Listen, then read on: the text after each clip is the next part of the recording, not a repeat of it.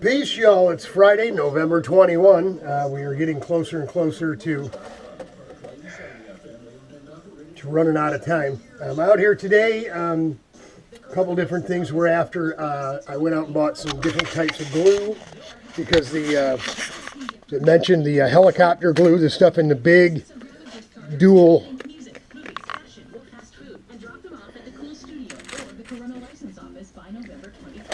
deal here. This thing here, just the plexus glue.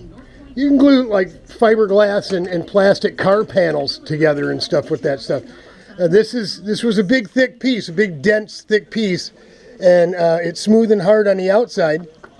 But if we use this in here, we know we're going to have to grind on it. So we ground on it to see what the inside looked like. Hard as a rock, but a bunch of porosity in it. And so what you'd have to do is grind it out, get it to fit the way you want it to. When it's done, you'd have to take some like, well, where's that clear, this stuff here? The 5-minute clear stuff, spread it over top to get it to seal it all up. And listen, we're not going through all that, so that didn't work. We had to go out and buy some different stuff. We got some regular JB, not the JB Quick. We want to kind of stay away from the 5-minute thing with the heat that it generates. So we're going to try some JB in this one here. We'll go ahead and mix up a good batch of it, and then make sure, you know, we get it in there and it goes through those holes we put in these little sectional dividers here to make sure this thing ends up being one solid piece on each side. And this one we'll go ahead and mark it up and grind it out to 40 millimeter and see what we got. Maybe we'll use the new reed gauge and we'll set it up with the reeds we want on it for the lay down. But if this doesn't work, we're obviously at the same time going to go ahead. We've got our clay out. We got our modeling clay. It's really what we're doing here is not enough to fire up the oven. I have a little toaster oven that I use, not an air fryer, but a toaster oven, right?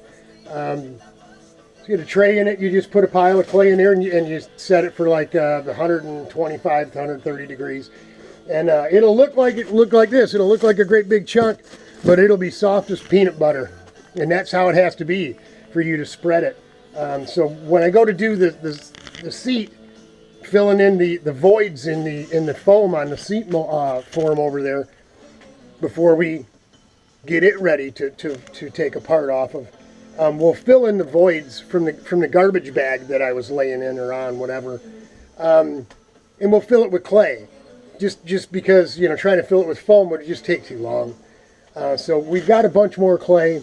We'll go ahead and we'll use the oven for that. But for this, we'll just warm this up with the hair dryer. We'll warm these, that's why you bust it into little bits, because we just got to jam it down into those cracks. Just everywhere where there's a crack, where anything we put in there, like this we're going to try this stuff. It's DevCon, so we're close. This is what we wanted. I wanted to buy more of this. But this stuff is pricey, man. You get it on eBay, it's pretty expensive. But this stuff here is so good. You can put it right in the ports of a cylinder. You know, if somebody hogged it open too far, or, you know, you tried blueprinting things, evening up a cover to a port, and you went too far or whatever, you can put this DevCon right in the cylinder ports, and it'll and then go ahead and smooth it over with a Tootsie Roll, and it'll stay there forever. I've had plenty of engines that have had the DevCon in them. Frank Dolly, one of my buddies, he had our buddy Gary Cram do some work to a DAP motor of his, and Gary hogged through the wall of the port into the stud cavity. Yeah, that's not good. So you can even put it in an exhaust port where there's flames blowing past it, and it'll stay there. So Gary's probably has stock in DevCon, actually, but that's what we're going to do. I'm going to go ahead and warm this stuff up, and we'll start on low, and we'll just get it warm. It's just so it's real good and pliable, so it'll get squeezed right down into those cracks, especially the fine ones. You can't overlook that. And then we'll go ahead and do the the PVA again, the polyvinyl alcohol, that green stuff. It's on the rags here. And we'll get it covered in the green stuff real good so it can't stick.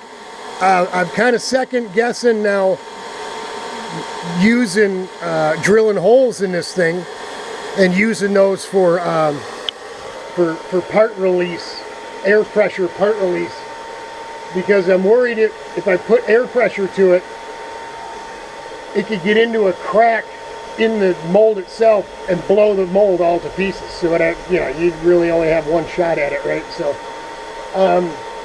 we're going to hem and haw a little bit before we decide what we're going to do. Maybe we'll find one spot we can get a hole drilled in this thing that's we think is safe and away from any cracks. But that's it. We're going to get busy here and show you how it's done or not done. Hang in here, y'all. It'll get better. Pressure's on. Got a meeting at 2. It's about 12:30, a little after.